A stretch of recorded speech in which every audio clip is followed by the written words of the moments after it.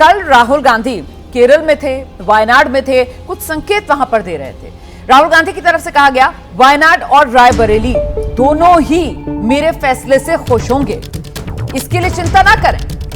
एक सीट छोड़नी है राहुल गांधी को 2024 लोकसभा चुनाव में।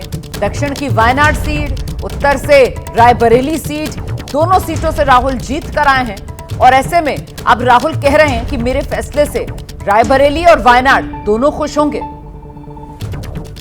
Now I have a dilemma in front of me. The question is, will I be member of parliament of Wayanad or will I be member of parliament of Raebareli? I will commit to you is that both Wayanad and Raebareli will be happy with my decision. तो वायनाड और रायबरेली को लेकर राहुल गांधी कह रहे हैं कि मैं ये भरोसा देता हूं आपको कि वायनाड और रायबरेली दोनों ही मेरे फैसले से खुश होंगे। इस पर बीजेपी की प्रतिक्रिया आ रही है। केंद्रीय राज्य मंत्री है सुकांता मजूमदार, उनका बयान सामने आया। राहुल गांधी के पास अगली बार कोई चॉइस रहेगी नहीं, ये कह रहे हैं सुकांता मजूमदार। अगली बार बीजेपी राहुल गांधी को दोनों सीटों पर हराएगी। देखिए, इस बार वो लकीली 2 सीट से जीत गए थे। पिछली बार तो एक में हार गए थे एक बार और एक में जीते थे, वायनाड से जीते थे, रायबरेली से हार गए थे। तो इस बार जीते हैं दोनों से, तो बड़े बड़े बातें ढींगे हाँकेंगे। अगली बार आने दीजिए, अगली बार दोनों से हराएंगे। ये पप्पू दया के पात्र हैं। आतंकवादी, उग्रवादी, भ्रष्टाचारी और अपराधियों के उसके पांव पकड़ करके ये चुनावी राजनीति में सफलता प्राप्त करने का मानसिकता रखते हैं। अरे हिम्मत है तो केरला क्यों भागे थे, अमेठी क्यों छोड़े थे? पूरे इंडिया अलायंस का उनके साथ समर्थन रहेगा, चाहे वो प्रियंका गांधी हो या चाहे कोई भी पार्टी का कार्यकर्ता हो जिनको खरगे जी और राहुल जी और सोनिया जी निर्णय लेकर डिसाइड करें। सीधे आपको लेकर चलते हैं, हमारे साथ हमारे सहयोगी जैनेंद्र कुमार इस वक्त मौजूद है। पहले तो जैनेंद्र आप ये बताइए कि वायनाड और रायबरेली, हालांकि एक सीट राहुल को छोड़नी है, फिर भी दोनों को खुश कर देंगे, ये कौन सा फॉर्मूला राहुल गांधी ने ढूंढ लिया है? बिल्कुल, और इसी वजह से राहुल गांधी ने दिलचस्पी बढ़ा दी है, सस्पेंस बढ़ा दिया कि वो क्या करने वाले हैं। हालांकि देखिए, अंदाजा लगाना मुश्किल नहीं है। रायबरेली में जिस तरीके से सोनिया गांधी ने कहा था कि मैं अपना बेटा आपको सौंप रही हूं, और जिस तरीके से रायबरेली में धमाकेदार जीत हुई राहुल गांधी की, इसके बाद रायबरेली छोड़ना उनके लिए संभव नहीं होगा। वैसे भी रायबरेली से उनका रिश्ता सिर्फ सोनिया गांधी नहीं, बल्कि उसके पीछे जाएं तो इंदिरा गांधी, और उसके भी पीछे जाएं तो फिरोज गांधी तक वो रिश्ता जो है वो जुड़ता है। और चूंकि यूपी बहुत अहम है कांग्रेस पार्टी के लिए, उत्तर में मजबूती के लिए, ऐसे में राहुल छोड़ेंगे तो वायनाड ही, ये साफ संकेत है। लेकिन वायनाड से क्या वो प्रियंका गांधी को लड़ाना चाहते हैं, इसको लेकर के सस्पेंस है। क्योंकि राहुल ने वायनाड में तो कहा ही, जो हमने सुनवाई बाइट की, मैं ऐसा फैसला करूंगा जिससे वायनाड और रायबरेली दोनों खुश होंगे। रायबरेली में जो उन्होंने आभार सभा की थी, उसमें उन्होंने अंत में यह कहा था कि उनके दिमाग में एक आइडिया है जिसके बारे में वो अभी नहीं बताएंगे। तो राहुल के मन में क्या चल रहा है, इसको लेके सवाल है। ज्यादा संभावना यही कि रायबरेली छोड़ेंगे। बार-बार दे रहे हैं कि साहब आइडिया तो उन्होंने ढूंढ निकाला है दोनों को खुश करने का, रायबरेली को भी और वायनाड को भी। वायनाड या रायबरेली, राहुल गांधी के लिए यही है बड़ी पहेली। और आपको क्या लग रहा है अभिज्ञान जी, ये पहेली सुलझाने का फॉर्मूला या आइडिया क्या चल रहा है राहुल गांधी के दिमाग में? मुझे नहीं पता राहुल गांधी के दिमाग में क्या आइडिया चल रहा है। तो राहुल और कांग्रेस की रणनीति के हिसाब से क्या आइडिया लगता है आपको? नहीं, अगर पॉलिटिकल पॉइंट ऑफ व्यू से सोचे, अब किसी के दिमाग में क्या आइडिया चल रहा है, आपके दिमाग में उस वक्त क्या आइडिया चल रहा है, मेरे दिमाग, ये तो कोई पॉइंट ऑफ डिस्कशन है नहीं। हाँ, पॉलिटिकली अगर आप पूछे कि राहुल गांधी कहाँ से कांग्रेस को ज्यादा फायदा करा सकते, तो वो नेचुरली रायबरेली है। मतलब एक तरह से वो रिक्लेम कर सकते हैं। मतलब रायबरेली में बने रहकर आप कह रहे हैं कि ये ज्यादा एडवांटेज कांग्रेस को देगा ना। पिटी हुई पार्टी है 1989 से, उसकी कोई बड़ी भूमिका नहीं है 2009 के एक चुनाव के अलावा। अब एक किस्म का रिसर्जेंस वो देख रही है। तो आप यहाँ से हर बार जो कांग्रेस की गलती होती है कि अच्छा करने के बाद बिखर जाती है, उसको कंसोलिडेट नहीं कर पाती, तो वो अगर करना है तो फिर इनको रायबरेली कहना चाहिए। ठीक है, विजय जी आपका आंकलन? ज्ञान जी की बात से मैं सहमत हूँ। यदि पॉलिटिकली देखेंगे तो रायबरेली उनके लिए सबसे ज़्यादा सूट करती है, क्योंकि उत्तर प्रदेश बड़ी मुश्किल से थोड़ा सा ज़मीन मिली है, 6 सीटें वहाँ पर आई हैं। और सोनिया जी ने जिस तरह से कहा था कि मैं अपने बेटा आपको सौंप रही हूँ, इसका मतलब एक वो है। दूसरा जो राहुल जी का मैं मैसेज जो है वो ये समझ रहा हूँ कि वो ये कहना चाहते हैं कि उनकी जगह जो भी आएगा वो एक ऐसा रिप्रेजेंटेटिव होगा कांग्रेस की तरफ से जिससे आपको निराशा नहीं होगी। तो मतलब संकेत यहाँ प्रियंका गांधी की तरफ समझा जाए? ये संकेत तो हो सकता है, लेकिन राहुल जी के मन में क्या है, और उसमें संभावना यही है कि वायनाड वो छोड़े सीट को, क्योंकि वहां पर प्रियंका जी को लड़ाई और जो बात आप कह रहे हैं सर, दरअसल संभावना यही जताई जा रही है कि राहुल वायनाड सीट को छोड़ेंगे, वायनाड पर राहुल की जगह बहुत मुमकिन यह है कि प्रियंका गांधी को उतारा जाएगा। इस तरीके की संभावनाएं हैं, लेकिन इस सब के बीच एक बहुत बड़ी खबर आ रही है, प्रियंका गांधी को लेकर आ रही है, प्रियंका गांधी के चुनाव लड़ने को आ रही है लेकर। ज्यादा जानकारी के लिए सीधे आपको लेकर चलते हैं, हमारे साथ हमारे सहयोगी आशीष सिंह इस वक्त मौजूद हैं। आशीष, क्या है वो big exclusive breaking Priyanka Gandhi को लेकर? देखिए रोमाना, माफ़ कीजिएगा, मुझे सवाल आपका पूरा बहुत क्लियरली समझ में नहीं आया, लेकिन वायनाड को लेकर के ये खबर ज़रूर मैं आपको दे सकता हूँ कि राहुल गांधी, ये तय है, अब इसमें कोई इफ एंड बट नहीं है कि राहुल गांधी रायबरेली सीट को ही रखेंगे। इस खबर को हम पहले भी बता चुके हैं, मैं इसको रिटरेट कर दूं। ये तय है कि राहुल गांधी रायबरेली सीट को रखेंगे। उनका जो ये कहना कि वो ऐसा फैसला करेंगे जिससे रायबरेली और वायनाड की जनता खुश रहेगी, अभी let us not jump the gun. जो टॉप सोर्सेज हैं वो मुझे ये बताते हैं कि प्रियंका गांधी इज़ नॉट कीन, वो वायनाड नहीं जाना चाहती हैं, इंतज़ार करना चाहती हैं, उत्तर प्रदेश में ही रहना चाहती हैं, उत्तर प्रदेश में संगठन को मजबूत करना चाहती हैं। बहरहाल आज मैं आपको ये भी एक लेटेस्ट अपडेट दे दूं कि केरला के स्टेट प्रेसिडेंट दिल्ली आए हुए हैं और यहाँ पर deliberations Kerala unit, state unit, central leadership और गांधी फैमिली के बीच में चल रही कि आखिर वायनाड में किसको भेजा जाए। प्रियंका गांधी को राहुल गांधी मनाने में कामयाब होंगे कि नहीं होंगे, इसको मैं सेकंड गेस अभी करना नहीं चाहूंगा, लेकिन फॉर द टाइम बिंग ये बड़ी खबर मैं आपको दे दूं कि प्रियंका गांधी खुद इच्छुक नहीं है वायनाड जाने के लिए, वो अपने आप को उत्तर प्रदेश में ही रखना चाहती हैं। ये है वो big exclusive breaking Ashish Singh दे रहे हैं, बता रहे हैं कि प्रियंका गांधी जो है वो केरल, वायनाड नहीं जाना चाहती। प्रियंका गांधी जो हैं वो उत्तर प्रदेश पर ही फिलहाल अपना फोकस रखना चाहती हैं। प्रियंका के चुनाव लड़ने को लेकर इस वक्त की ये बड़ी खबर, वायनाड नहीं जाना चाहती प्रियंका गांधी। तो ऐसे में अक्कू जी, अब बड़ा सवाल ये कि दोनों को खुश करने वाला फॉर्मूला राहुल गांधी का, वो चल पाएगा या फुस हो जाएगा? देखिए, राहुल गांधी दोनों को खुश कर पाएंगे नहीं कर पाएंगे, या इस सेंटेंस के अर्थ क्या है ये भी नहीं समझ में आ रहा मुझे तो अभी। आपको जैसे याद होगा कि जब रायबरेली में चुनाव होना था, आखिरी वक्त तक ये नहीं था कि कौन लड़ेगा, कहाँ लड़ेगा, कैसा लड़ेगा, और आखिरी में उन्होंने कह दिया। तो अगर ये विशेषज्ञता राहुल गांधी ने हासिल कर ली तो बहुत स्वागत है उनका, और निश्चित रूप से वो कुछ भी कर सकते हैं। लेकिन जो तकनीकी और जो हालात लग रहे हैं उसमें प्रियंका का यूपी में रहना ज़्यादा ज़रूरी है, ज़्यादा वो स्थायित्व हो सकता है। राहुल रहें ना रहें तो राहुल रहेंगे, वो पीछे से रहेंगे जरूर यूपी में, लेकिन प्रियंका को वायनाड से नहीं लड़ाया जा सकता, ये लगभग लगता है, और ना ही वो स्थितियां हो सकती हैं। नहीं, प्रियंका खुद नहीं जाना चाहती है वायनाड, बड़ी बात। बिल्कुल बिल्कुल, राहुल जो है वो रायबरेली में बने रहेंगे।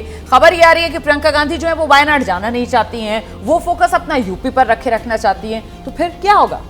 देखिए, राहुल गांधी ने जो एक बात कही कि हम धर्म संकट में हैं, तो सही कहा उन्होंने। कारण ये है कि अगला जो विधानसभा का चुनाव होगा वो केरल में होगा, और बहुत ज़्यादा संभावना ये है कि इस बार लेफ्ट की जगह पे कांग्रेस की सरकार बन सकती है। तो राहुल कहीं ये संदेश नहीं देना चाहते कि वायनाड छोड़ेंगे, जिससे उनके कार्यकर्ता, उनके मतदाताओं पे नकारात्मक संदेश जाए। दूसरा, राहुल रायबरेली इसलिए भी रखना चाहते कि उसके दो कारण हैं। पहला, दक्षिण में राजनीति करने का उत्तर भारत में फायदा नहीं होता। सोनिया गांधी जी भी 99 में बेल्लारी और अमेठी जीती थी, तो उन्होंने बेल्लारी छोड़ा था। तो राहुल गांधी बहुत हद तक वायनाड ही छोड़ेंगे, रायबरेली में रहेंगे, क्योंकि अब लगातार उनको चुनाव का सामना करना है, और उत्तर प्रदेश के सांसद के रूप में वो अपनी पहचान को ज़्यादा मजबूती से रख पाएंगे। वायनाड को वो इसलिए इस तरह का एक आभा मंडल प्रदर्शन बनाए हुए है, जिससे वायनाड से वो छोड़ें तो कम से कम वायनाड के कार्यकर्ता और मतदाताओं पे एक माहौल बना रहे कि राहुल गांधी गए हैं, फिर भी राहुल गांधी उनके बीच में बने हुए हैं। तो कुल मिला के वो एक तरह से राजनीतिक व्यू रचना रच रहे हैं वायनाड को लेके, इसलिए वो अभी क्लियर नहीं कर रहे और ये कह रहे हैं कि दोनों की तरह की जनता खुश होगी। जैसा अभी आपके जैनेंद्र और आशीष दोनों बताए कि प्रियंका लड़ना नहीं चाहती, इसका मतलब साफ है कि अभी प्रियंका, जो अभी राहुल बोल रहे थे बनारस से लड़ती तो 3,000 वोटों से 3 लाख वोटों से जीतती, इसका मतलब है मानसिक तौर पर अभी भी प्रियंका चुनाव से डर रही हैं और इसलिए वो दूरी बना के चल रही है। और क्या इसी को जोड़कर इस रूप में देखा जाए कि राहुल गांधी जो रायबरेली और अमेठी की जनता का धन्यवाद देने गए थे, उस वक्त वो कह रहे थे कि अगर बहन लड़ लेती तो प्रधानमंत्री मोदी को वो 2-3 लाख के वोटों के अंतर से हरा देती, वो भी क्या वो मनोबल प्रियंका गांधी के बढ़ाने का काम कर रहे थे इस वाले बयान से। इस बीच अब महत्वपूर्ण ये हो जाता है कि संसद में प्रियंका गांधी की एंट्री होने वाली है क्या, होगी या नहीं होगी क्या, ये बड़ा सवाल है। यहां पर कांग्रेस की स्ट्रेटेजी और जिस बात का जिक्र अभी राकेश जी कर रहे थे कि बहुत मुमकिन है कि डर निकाल नहीं पा रही है प्रियंका गांधी। देखिए, एक प्रोसेस होता है सियासत की और सबको समझना चाहिए, सब लोग बहुत तजुर्बेकार हैं। जब पार्टी की हालत खस्ता होती है, मैं उत्तर प्रदेश के संदर्भ में कह रहा हूँ, मेरी किताब में एक चैप्टर है कांग्रेस कोलैप्स, तो किसी को भी आप लाइए, किसी को भी लॉन्च करिए, उसका असर नहीं होता। अब नतीजा इसका ये निकला कि जब प्रियंका गांधी लॉन्च की गई उत्तर प्रदेश में, उसके बाद रीलॉन्च की गई उत्तर प्रदेश में, उसके बाद इंचार्ज बनी उत्तर प्रदेश में, कोई इंपैक्ट नहीं हुआ उनका। ठीक है, क्योंकि पार्टी खुद ही हालत खस्ता थी, प्रियंका गांधी अकेले क्या कर सकती थी। तो जो डर वाला शब्द उन्होंने इस्तेमाल किया, हो सकता है एक दिमाग में एक चीज इस तरह की बैठी हो। अब माहौल बदला हुआ है जी। तो राहुल गांधी पुश करना चाहते हैं कि ये सही वक्त है उनको एक्चुअली सेंटर स्टेज में लाने का, जो कि पहले आपने जो पिछले शब्द 7-8 कहा साल ना में कि नहीं राहुल नजर आया। गांधी पुश करना चाहते हैं, इसीलिए मैंने कहा कि वो जो बयान था, जो धन्यवाद यात्रा के दौरान भी दिया गया था, वो पॉइंट आपका विजय जी, सही है, क्योंकि अब बहुत टाइम ठीक मुमकिन है कि वो भी इस क्रोनोलॉजी में जुड़ता हुआ नजर आए। नहीं, दोनों बातें हैं। और प्रियंका की एंट्री के लिए पहले ये होता रहा कि तीनों लोग परिवार के एक साथ संसद में जाएंगे कि नहीं जाएंगे, फिर परिवारवाद की जो चर्चा हुई वो भी रही, हिच की भी बात रही कि मतलब जिसे आप डर कहते हैं कि डर है कि नहीं है। और उस समय प्रियंका गांधी की ये स्ट्रेटेजी ज़्यादा काम में आई। यदि वो वहाँ पर चुनाव लड़ रही होती तो शायद अमेठी की सीट भी नहीं जीत पाती कांग्रेस, कुछ और यदि किसी और सीट पर वो लड़ रही होती है, वाराणसी की बात हो रही थी, वाराणसी पर लड़ते, तो पॉलिटिकल लीडर्स को अपनी स्ट्रेटजी बनानी होती है और वो अपने हिसाब से देखते हैं। इसको देखिए, ये कोई पहला मौका नहीं। एक तो क्या है कि हमने बहुत हाइप कर दिया, राहुल गांधी जी को लेकर हम बहुत हाइप करते हैं। हिंदुस्तान की हिस्ट्री में आप देखें तो बहुत बार बहुत सारे बड़े नेता 2-2 जगह से चुनाव लड़ते रहे और फिर वो एक सीट को छोड़ देते हैं, और छोड़ देते हैं तो उसके बाद उनकी स्थितियाँ देखिए। आप प्रधानमंत्री जी को ही देख लीजिए, 2014 में उन्होंने वडोदरा से और वाराणसी से दोनों से चुनाव लड़ा। गुजरात उनका कार्य क्षेत्र रहा है ज़िंदगी भर, लेकिन वो वडोदरा उन्होंने छोड़ दिया क्योंकि वहाँ उनको लग रहा था कि वाराणसी छोड़कर गलती होगी, क्योंकि पूरे देश भर में एक माहौल बना और वाराणसी को एक चैलेंज के तौर पे उन्होंने लेकर जीता है। और वडोदरा गुजरात में जो है कांग्रेस के लिए एक, भारतीय जनता पार्टी के लिए एक मजबूत जगह है, तो वहाँ दूसरे एमपी बन गए। ऐसे ही हो सकता है कि राहुल गांधी को लगता है कि वायनाड जो है एक मजबूत जगह, जितने बड़े वोट से जीते हैं वहाँ पर, जो जिन्होंने राहुल गांधी के लिए सीट खाली की थी उनको दोबारा ले आए, कांग्रेस के किसी एक और प्रतिनिधि को ले आए, तो वो चर्चा जिस दिन कोई नया आ जाएगा तो ये चर्चा बहुत बड़ी नहीं रहेगी। आप समझ रहे हैं कि वायनाड के लोग नाराज हो जाएंगे, ऐसा मुझे नहीं लगता। और राहुल गांधी ने जो कहा है कि साहब दोनों जगह के लोग खुश होंगे, तो अगर रायबरेली में वो बने रहेंगे जिस तरीके से कहा जा रहा है कुछ जी, तो जाहिर सी बात है जहां बने रहेंगे वहां के लोग इसलिए खुश। और अगर वायनाड सीट छोड़ते हैं, जो बात राकेश शुक्ला जी कर रहे थे कि साहब आने वाले समय में वहां पर 2026 में है वहां विधानसभा चुनाव, तो ऐसे में जिसको वो वायनाड से उतारते हैं, बहुत मुमकिन है कि एक तरीके से वो सीएम फेस कांग्रेस किसको देने वाली है उसका संकेत वहां पर दे रही हो, और इसको वो खुशी से जोड़ रहे हैं। ये हो सकता है कि कोई, क्योंकि जैसे कि अभी कहा गया है कि जो पहले प्रतिनिधि थे या आने वाला जो भी नेता होगा वो प्रतिनिधि होगा, तो एक बड़े स्तर पर उसको दिखाने की कोशिश की जाएगी या बड़ा होगा वो, तो तय है कि वो दोनों खुशियाँ वहाँ जोड़ लें। लेकिन इतनी दूर तक बात जोड़ने की चीज़ जो है वो बहुत समझ में नहीं आती, और ख़ास तौर से तब जब प्रियंका गांधी भी उसमें दावेदार हैं, हिस्सेदार हैं, या ये कहिए कि अब कांग्रेस के लोग ये चाहते हैं कि प्रियंका गांधी को भी सेंट्रल स्टेज में आना चाहिए में अच्छे परिणाम लाने के लिए अपनी जो जिंदगी है, जो उनके उसके लिए कितना बलिदान करते हैं, आज उसका कोई महत्व नहीं केंद्र सरकार के लिए। एग्जाम सेंटर्स का जो एक नेक्सस बन चुका है, कोचिंग सेंटर्स, एग्जाम सेंटर्स का जो एक नेक्सस है, जो इसने पूरे आज हमारे मध्यम वर्ग, गरीब वर्ग के परिवारों का घर अस्थिर कर दिया है, पैसे मांगकर कि आप पैसे दो पेपर लो, पैसे दो प्रश्न जानो, 10 लाख, 20 लाख, 30 लाख, 40 लाख, इस प्रकार का जो ये नेक्सस है, क्या एनटीए इसकी जांच कर पाएगा? अगर एग्जाम सेंटर्स को, कोचिंग सेंटर्स को कहीं से किसी सुराग से अगर क्वेश्चन पेपर मिला है तो इसमें जरूर कोई एनटीए का अधिकारी या अधिकारी इसमें शामिल है। तो कहां से एनटीए निष्पक्ष जांच कर सकता है जब उन्हीं के अफसर या उनके ऑफिशियल्स इसमें शामिल हुए हैं?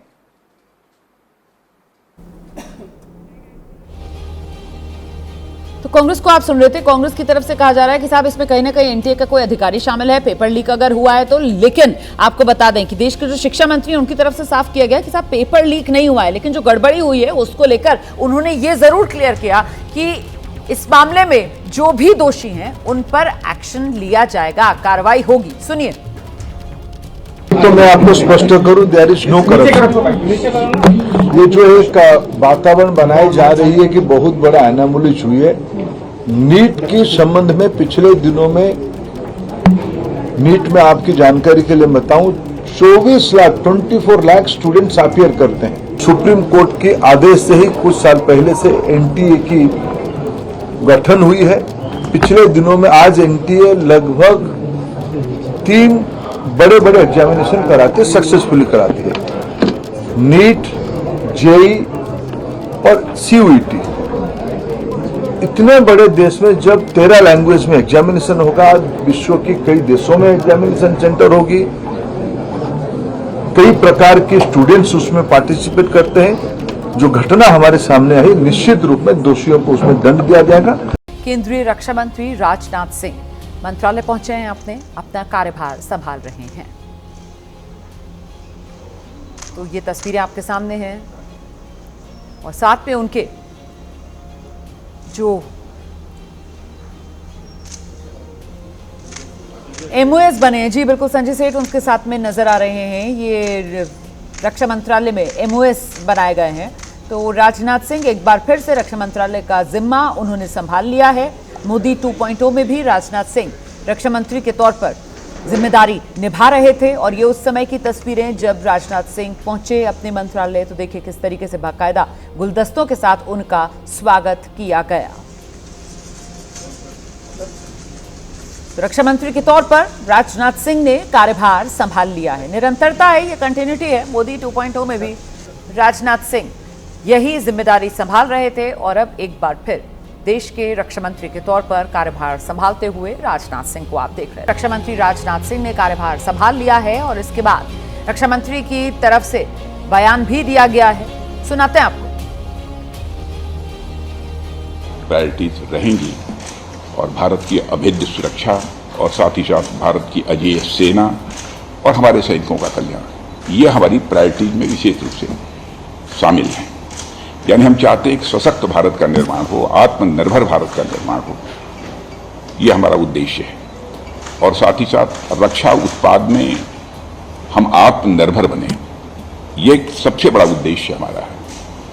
और इस दिशा में एक मंजिल हम लोगों ने तय की है और आप सब लोगों को मालूम है कि 21,000 करोड़ से अधिक का हम लोगों ने एक्सपोर्ट किया है, जो कि एक हिस्टोरिकल ये अचीवमेंट है। और मेरा तो टारगेट ये है कि इसको हम कम से कम 5 साल समाप्त होते होते 50,000 करोड़ से ऊपर ले जाएं। ये हमारा उद्देश्य है।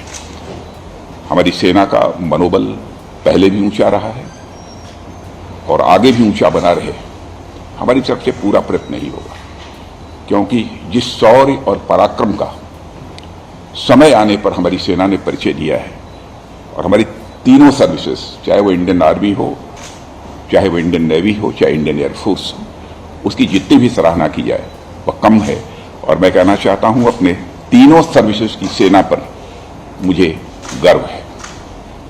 बहुत बहुत धन्यवाद। उत्तर प्रदेश से ये सियासी खबर है जहां चुनावी हार के बाद बीजेपी की जो कलह है वो खुलकर सामने आ गई है। पश्चिमी उत्तर प्रदेश में बीजेपी के 2 बड़े नेता, एक का नाम संजीव बालियान, दूसरे का नाम संगीत सोम, दोनों के बीच तनातनी इस कदर बढ़ गई है कि बालियान के करीबी बताए जा रहे संजीव सहरावत नाम के व्यक्ति ने संगीत सोम को लीगल नोटिस भेज दिया है। लीगल नोटिस में संगीत सोम से 10 करोड़ रुपए का हर्जाना मांगा गया है। संगीत सोम ने संजीव बालियान पर संजीव सहरावत नाम के व्यक्ति की मदद से ऑस्ट्रेलिया में प्रॉपर्टी खरीदने का आरोप लगाया था। संजीव सहरावत ने इसे झूठा और बेबुनियाद बताते हुए संगीत सोम को कानूनी नोटिस भेजा है। संगीत सोम भूतपूर्व विधायक सरदना ने एक प्रेस वार्ता की जिसमें एक लेटर हेड पर मेरे ऊपर कई तरह के मनगढ़ंत आरोप लगाए गए, जिसमें उन्होंने मेरा नाम का जिक्र करते हुए लिखा है कि मैंने डॉक्टर संजीव बालियान को ऑस्ट्रेलिया में ज़मीन खरीदवाई है, और जिसमें यह भी लिखा है कि मैं उस ज़मीन में की खरीद में गवाह भी हूँ। यह सभी आरोप फर्जी हैं और मेरा संजीव बालियान से इस तरह का कोई भी कृत्य ना मैंने किया है, ना मैंने ऐसा सोचा है। मैंने संगीत सोम को 10 करोड़ रुपए का मानहानि का नोटिस भेजा है, जिसका वो 7 दिन में जवाब देंगे, वरना मैं उनके खिलाफ कानूनी कार्रवाई करूंगा। सीधे आपको लेकर चलते हैं, हमारे साथ हमारे सहयोगी अभिषेक उपाध्याय इस वक्त मौजूद हैं। अभिषेक, ये दोनों नेता जिनमें आर पार देखने के लिए मिल रही है, बीजेपी के पश्चिमी उत्तर प्रदेश से आते हैं और अभी तक तो बयान ही थे, एक दूसरे के खिलाफ आग उगल रहे थे, लेकिन अब तो मामला एक दूसरे को कोर्ट तक खींच के ले जाने पर आ पहुंचा है। बिल्कुल, और रोमाना मैं ये कहूंगा कि ये तो इब्तिदाए इश्क है, वो है ना कि इब्तिदाए इश्क है, रोता है क्या, आगे आगे देखिए होता है क्या।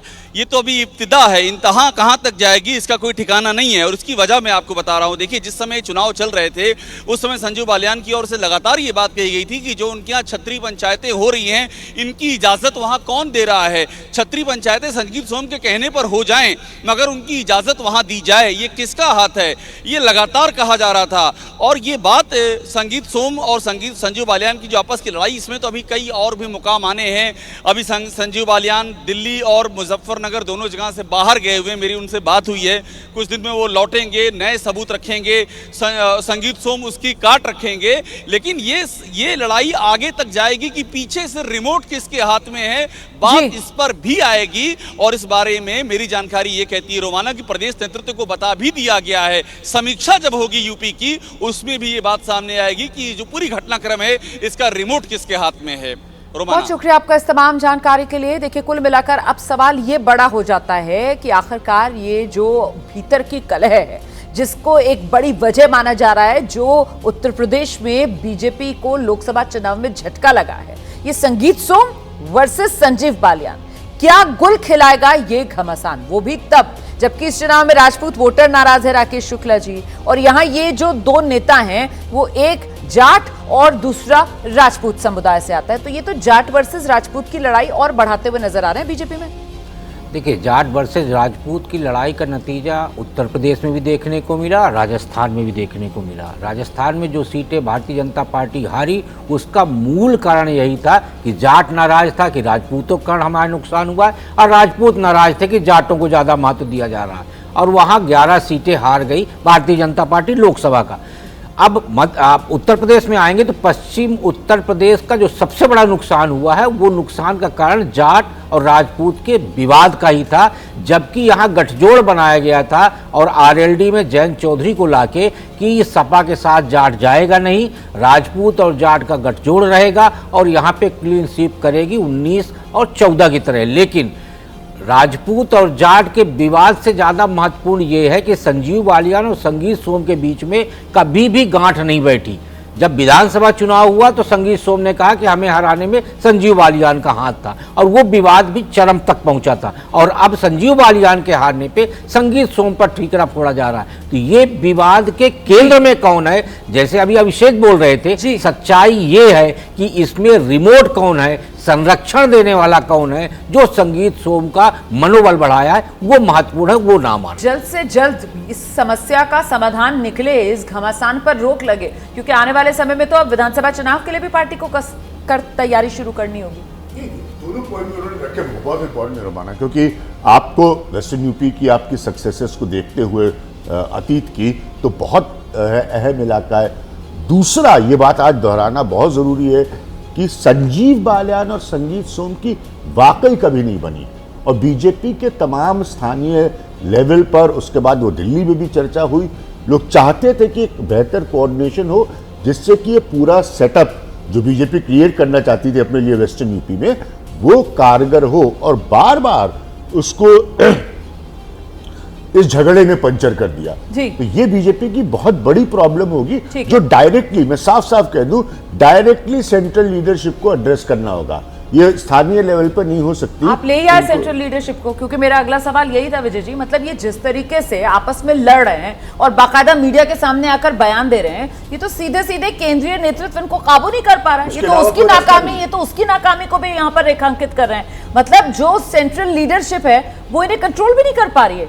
देखिए, दोनों लीडर मजबूत लीडर हैं, और केवल नाम की बात नहीं है, दोनों लीडर मजबूत हैं और दोनों बड़े समुदायों को नेतृत्व कर रहे हैं, प्रतिनिधित्व कर रहे हैं, और दोनों कम्युनिटी जो है भारतीय जनता पार्टी के लिए इम्पोर्टेंट है, राजपूत भी और जाट भी। और उसका नुकसान, जो झगड़ा जो हुआ, इससे ही समझ लीजिए कि सरधना में जब पहले चुनाव हुआ था तो संगीत सोम को संजीव बालियान साहब ने हराया, ऐसा आरोप लगा, और जब अब नंबर आया तो संजीव बालियान साहब ने, तो इसका मतलब दोनों मजबूत नेता तो हैं ही कम से कम। हालांकि जो अभी की यदि कॉन्स्टिट्यूंसी का रिजल्ट देखेंगे तो संजीव बालियान की जो सरधना जो कॉन्स्टिट्यूंसी है इनकी संगीत सोम की, वहाँ पर संजीव बालियान नहीं हारे हैं।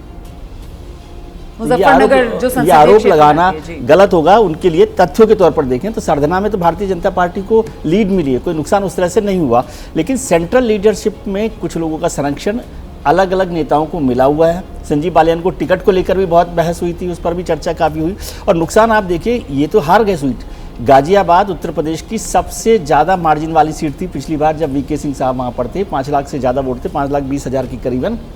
बालियान वीके सिंह साहब को हटाया तो उससे भी राजपूतों की नाराजगी हुई, और अब जब अतुल गर्ग वहाँ पर जीते हैं तो 50,000 से जीते हैं, तो मतलब ऑलमोस्ट 5 लाख वोटों का डिफरेंस वहाँ पर हुआ है। और राजस्थान में तो आपने देख लिया कि 25 की बजाय आप 13 पर पहुँच गए, 14 पर पहुँच गए, तो वो बड़ा नुकसान वहाँ हुआ है। और सेंट्रल लीडरशिप का पॉइंट आप फिर उनके पास चलिए।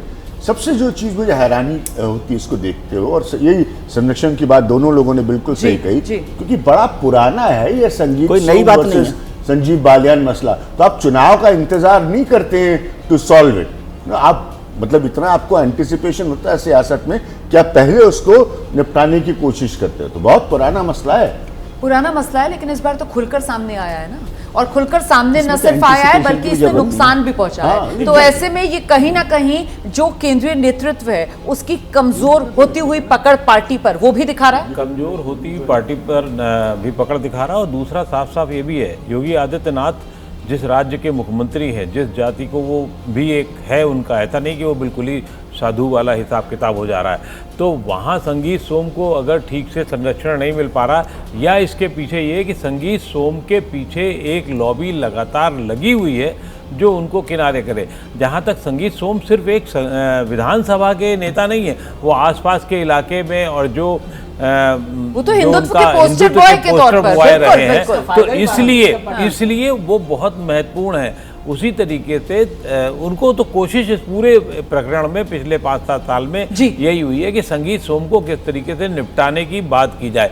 वो ना ही योगी आदित्यनाथ ठीक कर पाए हैं और ना ही केंद्र के नेता जिसमें राजनाथ सिंह भी शामिल हैं वो उसको ठीक से कर पाए, जबकि उनके पास से भी उनका बिल्कुल। फिलहाल तो ये उत्तर प्रदेश में जो कलह वाला चैप्टर पश्चिमी यूपी से सामने आ रहा है, ये खत्म होता हुआ नजर नहीं आ रहा है, क्योंकि रोज इसमें एक अध्याय और जुड़ता ही जा रहा है। आरएसएस प्रमुख मोहन भागवत 5 दिन की यात्रा पर उत्तर प्रदेश के गोरखपुर आए हुए हैं। गोरखपुर में आरएसएस का वर्ग प्रशिक्षण कार्यक्रम चल रहा है।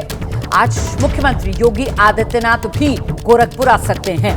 गोरखपुर में मुख्यमंत्री योगी आदित्यनाथ की आरएसएस प्रमुख मोहन भागवत से आज या कल मुलाकात भी हो सकती है।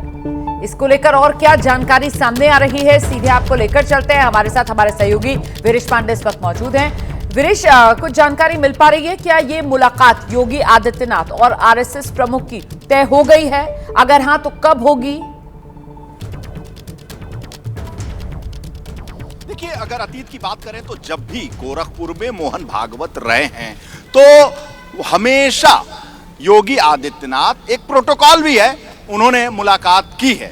और ये माना जा रहा है टॉप सोर्सेज से कि जैसे ही लखनऊ से गोरखपुर में उतरेंगे योगी आदित्यनाथ, वैसे ही वर्ग प्रशिक्षण कार्यक्रम में जाएंगे और मोहन भागवत से उनकी मुलाकात होगी।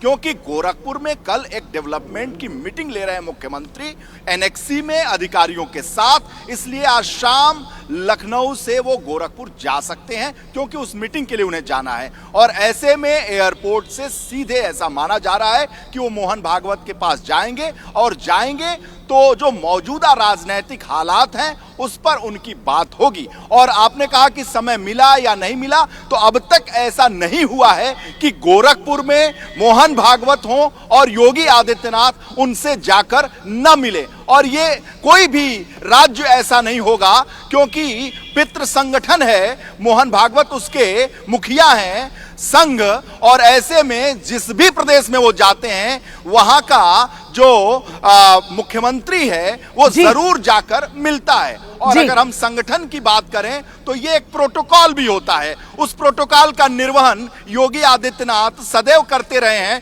इस बार भी करेंगे। लेकिन इस बार चूंकि यूपी में जिस तरीके से रिजल्ट आया है उसका असर है और उस असर के कई मायने हैं, इसलिए संघ प्रमुख और योगी आदित्यनाथ की मुलाकात हो जाएगा कि ये जो मुलाकात होगी योगी आदित्यनाथ और संघ प्रमुख की, उस मुलाकात के मायने क्या और किस रूप में निकाले जाएंगे। क्योंकि नहीं भूलना चाहिए अभी हाल ही में मोहन भागवत जी का वो वक्तव्य जिसमें उन्होंने कहीं ना कहीं जो अभी की सरकार है उसको आईना दिखाने का काम किया, और खासतौर से मणिपुर से लेकर चुनाव प्रचार में जिस तरीके की बातें कही गई उस सब को लेकर एक नसीहत देने का काम किया, ऐसा माना गया। ऐसे में अब वो सवाल जिस पर अब हम चर्चा करेंगे, भागवत से मिलेंगे योगी, क्या बात होगी, ये बड़ा सवाल है। और क्या बात होगी और इस बात का असर और मायने कितनी दूर तलक जाएंगे और कैसे समझे जाएंगे, राकेश शुक्ला जी? पहली बात तो ये समझना चाहिए कि संघ के जो वरिष्ठ अधिकारी होते हैं उनका साल भर का कैलेंडर बना होता है कि उनको कब कहाँ जाना है। तो ये अचानक गोरखपुर का दौरा नहीं हुआ है, और प्रशिक्षण वर्ग भी साल भर का तय हो जाता है कि कहाँ कब प्रशिक्षण वर्ग होगा और उसमें संघ का कौन अधिकारी जाएगा, नंबर एक। नंबर दो, आपका योगी जी के साथ इनका कोऑर्डिनेशन संघ के लोगों का होगा कि मोहन जी आ रहे हैं तो स्वाभाविक है कि योगी जी मिलने जाएंगे। बात क्या होगी उसके लिए हम थोड़ा सा पीछे चले। योगी जी ने जो भागवत जी ने जो कहा उसका भाव हमें तीन चीजें समझ में आई। पहला नसीहत, दूसरी चेतावनी और तीसरी अलर्ट। नसीहत उन्होंने ये दिया सभी लोगों को, अनुसांगिक संगठन में जो भी लोग हैं भाजपा सहित, कि संघ एक मर्यादित संस्था है, उसका एक सांस्कृतिक वातावरण है, इसलिए बोलते समय और कार्य करते समय उस मर्यादा का उल्लंघन नहीं होना चाहिए। चेतावनी इस बात की कि आप जो भी हैं उसमें संघ की भूमिका है। जैसा नड्डा जी की तरफ से कहा गया कि अब हमें संघ की आवश्यकता नहीं है, तो उन्होंने एक तरह से चेताया कि संघ के बगैर भाजपा नहीं है, वो राजनीतिक संगठन है, संघ का एक अनुसांगिक संगठन। अलर्ट इस बात का कि मोहन भागवत जी ने एक साफ संदेश दिया कि संघ में आज भी वो हैसियत है कि वो किसी को भी फर्श से अर्श तक ले जा सकती है और अर्श से फर्श पर पटक सकती है। संघ को कम करके मत आके, मतलब कुल मिलाकर ये एक लब्बो-लुबाब जो उस पूरे वक्तव्य का सामने निकल कर आया था। ऐसे में अब योगी आदित्यनाथ जी की मुलाकात होगी आरएसएस प्रमुख मोहन भागवत जी से। कुल मिलाकर यहाँ पर कुछ डैमेज कंट्रोल जो आपको लगता है कि बीजेपी की तरफ से भी उस तरीके की कोई कोशिश की जा सकती है? देखिए, आपको दो तीन चीज़ें मैं बताऊंगा। विजय जी, ये सब लोग बहुत वक्त मैंने बिताया है संघ को करीब से देखने में, कवर करने में, तो ये सब ड्रामेबाजी बहुत पुरानी इनके तौर तरीके हैं। आज भी औपचारिक तौर पे किसी से पूछ लीजिए तो कहेंगे हमारा बीजेपी से कोई मतलब नहीं है। तो ये सब टैक्टिकल है। क्या बात हुई क्या नहीं हुई ये आपको कभी नहीं पता चलेगा, इसलिए क्योंकि वो तो भाई कोई सांस्कृतिक विषय की मुलाकात हो सकती है, और कोई उत्तर प्रदेश में क्या ऐसी कोई चीज़ें की जाए तो उसकी मुलाकात हो सकती है। उसके पीछे होती है राजनीतिक बातें, उसके पीछे होती हैं वो कड़वी बातें जो स्वाभाविक है कि योगी आदित्यनाथ को सुननी पड़ेगी, क्योंकि अभी हाल में मोहन भागवत पूरी नई सरकार को नसीहत दे के गए हैं। तो ये दो सिचुएशंस को क्लैरिटी से समझ लिए कि सामने के लिए यही दिखावा होगा। ये ड्रामेबाजी बहुत पुरानी सेट है, आज से नहीं है, 1925 में बनी थी संघ। तो और पीछे से योगी आदित्यनाथ के लिए कुछ कड़वे मैसेजेस होंगे। देखिए, मुलाकात तो जो है वो सामान्य है, ये चुनाव नतीजे ये नहीं होते, कोई दूसरे होते, तब भी यदि संघ प्रमुख कहीं जा रहे हैं तो वो, और गोरखपुर में पहुंच रहे और मुख्यमंत्री से मुलाकात नहीं हो, इसमें कोई, इस मुलाकात को नहीं देखना चाहिए। लेकिन वक्त जो आज का है उसमें वो मुलाकात इम्पॉर्टेंट है, और ये मुलाकात संघ प्रमुख की नसीहत का है। वैसे मैं आपको बताऊं कि जब संघ प्रमुख गोरखपुर जाते हैं, तो जब वो गोरखधाम जाते हैं, गोरखपीठ में जाते हैं, तो वो वहाँ पर उनके चरण स्पर्श करते हैं गोरखनाथ पीठ में योगी आदित्यनाथ के। महंत जी है ना वो, महंत हैं, तो वो उस पीठ के महंत के तौर पे उनके चरण स्पर्श भी खबर करते हैं। लेकिन दूसरे तरीके से, लेकिन जब वो सोमवार को वो पीठ में नहीं होते, हाँ, पीठ में नहीं होते तो वो संघ प्रमुख हैं, और वहाँ वो बहुत ठीक तरीके से, और अभी जो हुआ है, जो 2 दिन पहले उनका बयान आया, वो बहुत महत्वपूर्ण है, और वो साफ साफ बात करेंगे योगी आदित्यनाथ को, जो मैसेज वो देना चाहते हैं कि किस तरह से क्या क्या बदलाव करने चाहिए, क्या क्या गड़बड़ियाँ हुई हैं, इन सब पर चर्चा करने की पूरी मुलाकात होगी। लेकिन मुलाकात को आप कहना कि वो इसलिए आ रहे हैं, और ऐसा नहीं है। और अभ्यास वर्ग संघ के जून के अंदर सारे शहरों में बिल्कुल वो पहले से ही प्लान था, वो कार्यक्रम पहले से ही तय होता है पूरा साल भर का, जिसका जिक्र अभी राकेश जी भी कर रहे थे।